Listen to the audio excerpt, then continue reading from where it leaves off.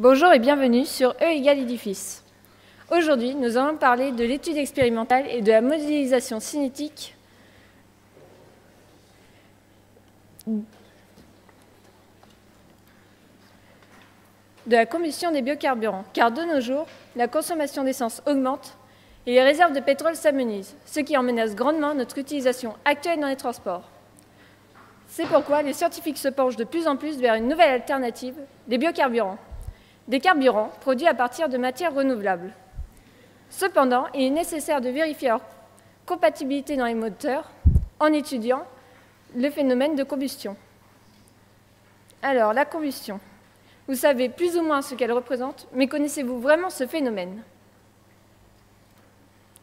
La combustion est l'ensemble des réactions chimiques qui produisent de la chaleur. Il y a 3 éléments nécessaires à une combustion. Un comburant, l'air, plus particulièrement l'oxygène contenu en l'air, un carburant, qui sont dans notre cas les biocarburants, et enfin une énergie d'activation externe, telle une étincelle par exemple. Mais alors, comment étudier ces phénomènes de combustion? Un reportage d'Arthur Guérin qui est parti mener l'enquête au CNRS à Icare. Arthur, bonjour. Bonjour Mandela. En effet, je suis en compagnie de Gabriel Rouby, un spécialiste des biocarburants. Gabriel, comment sont produits les biocarburants? Ce sont des carburants obtenus à partir de végétaux, de céréales et de déchets verts. On en retire des sucres qui, par fermentation, donnent de l'éthanol. Cet éthanol est alors mélangé avec de l'essence, ce qui permet de réduire l'apport d'essence utilisée. Vous insinuez que ces biocarburants sont déjà utilisés? Avez-vous des chiffres à nous procurer? Oui, en 2011, 3% de l'essence utilisée dans les transports contient des biocarburants, surtout aux États-Unis et en Europe. En 2020, la production est estimée à 23% pour ces pays-là, donc Europe et États-Unis. Et pour la production mondiale en 2050, elle est évaluée à 27%. Voilà de bonnes nouvelles sur la réduction de la consommation du pétrole. Y a-t-il d'autres avantages à ces biocarburants? En effet, en plus d'être une alternative aux carburants classiques, la combustion des biocarburants produit beaucoup moins d'espèces polluantes que la combustion des essences classiques.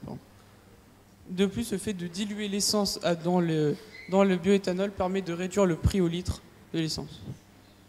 Et enfin, la production des céréales nécessaires à l'obtention des biocarburants va entraîner le développement du secteur agricole. Et donc la création d'emplois. Y a-t-il que des avantages? Hélas non, comme toute combustion, il y a forcément production d'espèces polluantes telles que le dioxyde de carbone et molécules réputées comme gaz à effet de serre. De plus, le développement du secteur agricole entraîne des déforestations et l'utilisation de matières végétales destinées à l'alimentation entraîne aussi des pénuries dans certains pays. Merci pour ces précisions sur les biocarburants en général. J'ai cru comprendre qu'ici vous travaillez plus particulièrement sur l'éthanol. Pourquoi? L'éthanol est un biocarburant beaucoup utilisé et important. En effet, il faut savoir qu'en 1876, Nicolas Soto invente le premier moteur à combustion interne qui consommait de bioéthanol. Et Rodolphe Diesel va suivre en inventant le premier moteur diesel qui lui aussi consommait de l'éthanol. Mais dans les années 50, les États-Unis et l'Arabie Saoudite vont commencer à exploiter les puits de pétrole et ça va donc entraîner le remplacement de l'éthanol par l'essence. Les téléspectateurs vous remercie pour cet historique. Pouvez-vous nous expliquer comment vous étudiez la combustion de l'éthanol dans votre laboratoire? Malheureusement, ce n'est pas de mon domaine, mais mon collègue Tony Pereira va mieux vous renseigner.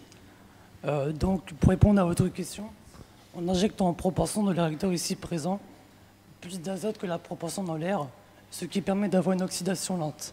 Il n'y a aucune flamme dans le réacteur, ceci est dû au fait que la proportion d'azote est élevée.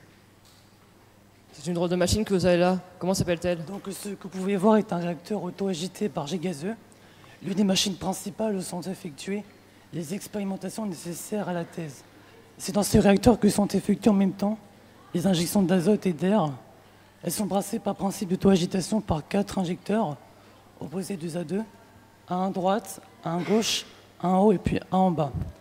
L'oxydation a lieu dans les réacteurs, les débiteurs sont continus et on peut étudier le phénomène de combustion à différentes températures. Cela varie donc de 100 à 1000 degrés. On identifie ensuite chaque espèce chimique par spectrométrie de masse et on mesure la quantité par chromatographie en phase gazeuse. Qu'est-ce que la spectrométrie de masse? La spectrométrie de masse est une technique d'analyse permettant d'identifier une molécule à partir de la mesure de sa masse. Pour cela, la molécule ionisée, et le principe est de séparer en phase gazeuse les molécules chargées en fonction du rapport masse-charge. Qu'en est-il de la chromatographie en phase gazeuse? Cela permet de mesurer la quantité des différentes espèces présentes à la température imposée au réacteur. Donc le mélange est analysé et vaporisé à l'entrée d'une colonne. Il est ensuite transporté et à travers celle-ci par un gaz porteur.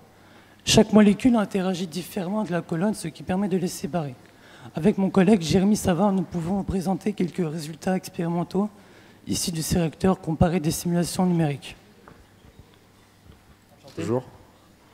Alors, pour mieux vous expliquer, prenons l'exemple d'une famille. Les parents, le carburant et le dioxygène feront obligatoirement de l'eau et du CO2. Pour l'éthanol, que vous a parlé Gabriel tout à l'heure, voici sa réaction bilan. Nous avons effectué des graphiques avec 0,2% d'éthanol utilisé. C'est un graphique de la fraction molaire par rapport à la température en Kelvin. Ici, nous voyons que l'éthanol est consommé jusqu'à 1150 Kelvin. À cette même température, le CO2 augmente brutalement. Et vers 1100 degrés Kelvin, il y a une forte augmentation de CH4 qui est consommée par la suite. Ces deux gaz sont des gaz à effet de serre. Le CH4 est un intermédiaire réactif. Excusez-moi de vous interrompre, mais qu'est-ce qu'une réaction intermédiaire chimique? C'est un gaz qui apparaît puis disparaît aussi rapidement lors d'une réaction chimique. Merci Jérémy, voilà ce qui conclut mon reportage. Merci Arthur. Les biocarburants sont donc une solution intermédiaire au problème de la consommation d'essence. Mais il faudra trouver une mesure plus durable pour les générations futures. Merci d'avoir regardé et à bientôt pour un nouveau reportage sur E = édifice.